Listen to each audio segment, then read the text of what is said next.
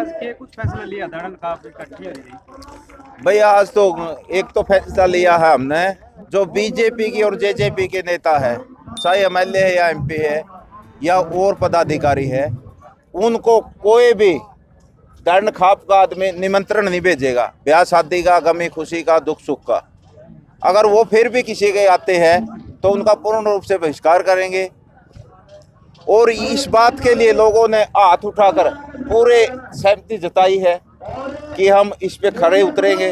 और दूसरा, जो कल रात को सरकार ने गलत मंशा से आंदोलन को कमज़ोर करने के लिए, आंदोलन को कुचलने के लिए हमारे जो संयुक्त किसान मोर्चा के नेता हैं उन पर ज्यादती करी है, लाठी और गोली का भय दिखाकर आंदोलन को तोड़ने का काम करने के लिए जोर जबरदस्ती की है बीजेपी के आदमियों ने, आरएसएस के गुंडों ने और सिविल वर्दी में पुलिस के लोगों ने।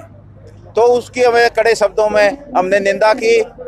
और वहाँ मीटिंग के अंदर फैसला लिया गया कि प्रत्येक घर से एक एक आदमी दिल्ली के अंदर जाएगा और जितने भी गांव में ट्रैक्टर है वो सभी दिल्ली पहुंचेंगे और अपना राशन पानी सामग्री लेकर, और जिस गांव में जो हमने चंदा बटला कराया था वो ख़त्म हो गया, वो नए दोबारा से नए सिरे से इकट्ठा किया जाएगा।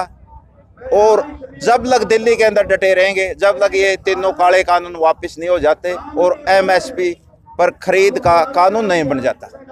जगह प्रावधान भी राकेश टिकैत जी की एक वीडियो वायरल हुई थी जिसमें आंसू आ रहे थे। उसकी वीडियो वायरल होते ही रात को ही किसान निकल गए, हजारों की संख्या में ट्रैक्टर थे। इसके बारे में क्या कहना है? ये तो देखो, जब किसी के साथ ज्यादती होती है, ये अकेले राकेश टिकैत की बात नहीं थी। राकेश टिकैत ने तो बड़ा मर्दानगी का काम किया है, उनको हम हृदय की गहराई से सलूट भी करते हैं। तो उन्होंने तो एक बहादुरी दिखाई है और लोगों के लिए जो किसानों पर जबरदस्ती काले कानून थोपे गए थे उसको देखते हुए अगर ये आंदोलन टूट गया सरकार की तानाशाही से, जबरदस्ती से, तो किसान के पास मरने के अलावा कोई चारा नहीं था। इसलिए राकेश टिकैत ने भावुक होकर ये कह दिया था कि मेरी जान लेकर तो आप इस आंदोलन को उठा सकते हो वरना नहीं। और उसने कह दिया था कि मैं यहाँ पर फांसी लगा लूंगा। और जब लोगों को इस बात का पता चला कि राकेश टिकैत जी के साथ ज्यादती हो रही है, हमारे किसान नेताओं के साथ ज्यादती पुलिस कर रही है, तो लोगों ने दिल्ली कुछ करना शुरू कर दिया। उसी टाइम जैसे दूध में उबाल आता है, तो पुलिस प्रशासन ने और केंद्र सरकार ने जब ये देख लिया कि पूरा देश का किसान दिल्ली के अंदर बैठ जाएगा, तो उन्होंने अपने कदम पीछे खींचे हैं। तो इस बात के लिए हम केंद्र सरकार की और दिल्ली पुलिस की कड़े शब्दों में निंदा करते हैं और सरकार को चेताना चाहते हैं कि अगर इस प्रकार की हरकत दोबारा की तो सरकार को बहुत बड़ा खाजियामा भुगतना पड़ेगा, इसके परिणाम अच्छे नहीं होंगे। जो 23 और 24 तारीख को ट्रैक्टर गए थे वो परेड के बाद वापस आ गए, तो सरकार की ऐसी मंशा थी कि आंदोलन टूटने लगा है। आज भी 15 लाख किसान दिल्ली के अंदर बैठे हुए। हाँ, ये जरूर है कि वहाँ पर 50 लाख किसान इकट्ठे हुए थे 26 जनवरी के, उन्होंने तो वापस आना था, वो तो सिर्फ 26 जनवरी के लिए गए थे। लेकिन इस बात का फायदा उठाते हुए सरकार ने कि गोदी मीडिया ने भी दिखाया कि किसानों के ट्रैक्टर वापस आ रहे हैं, किसानों ने गलत झंडा फहरा दिया।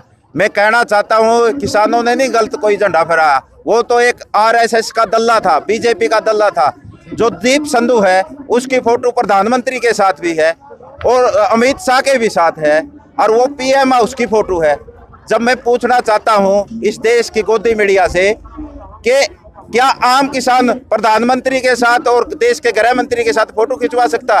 लेकिन आज गोदी मीडिया और ये मोदी मीडिया सिर्फ उसी फोटो को और उसी झंडे को दिखा रही है। उन झंडों को क्यों नहीं दिखाती जिससे देश का मान सम्मान बढ़ा है? 50 लाख किसानों ने हाथ में तिरंगा लेकर, अपने ट्रैक्टरों पर तिरंगा लेकर दिल्ली के अंदर परेड निकाली है। ये इतिहास में सबसे बड़ी परेड है, इससे देश का भी नाम ऊंचा हुआ है और हमारा तिरंगा भी ऊंचा हुआ है। गुरनाम सिंह चंदूरी ने बताया कि रात को पुलिस और बीजेपी के लोग धरने और मॉल को बंद कर रहे हैं और खोल रहे हैं, तो उसके बारे में क्या कहना?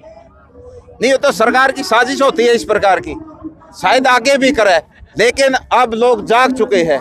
ये आंदोलन पहले से भी ज्यादा बढ़ चुका है और गांव-गांव में कमेटी बन चुकी है और गांव-गांव ने, पूरी खापों ने, कल भी हमारे यहाँ धरने पर 15 खापों की महापंचायत है जिसमें भी बड़े निर्णय लिए जाएंगे। और आज हमारी दाड़न खाप की पंचायत थी, उसमें भी निर्णय लिया गया कि अरे घर से एक आदमी किसान आंदोलन के अंदर जाएगा और जितने भी गांव के अंदर ट्रैक्टर वो सभी दिल्ली पहुंचेंगे।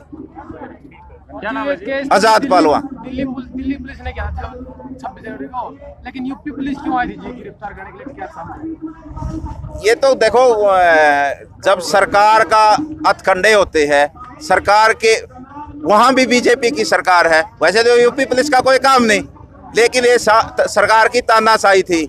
इस मोदी सरकार ने तो ये देश की धरोहर लाल किले को भी बेच दिया, दूसरे हमारे जितने भी सरकारी रेल बेच दी, बेल बेच दी।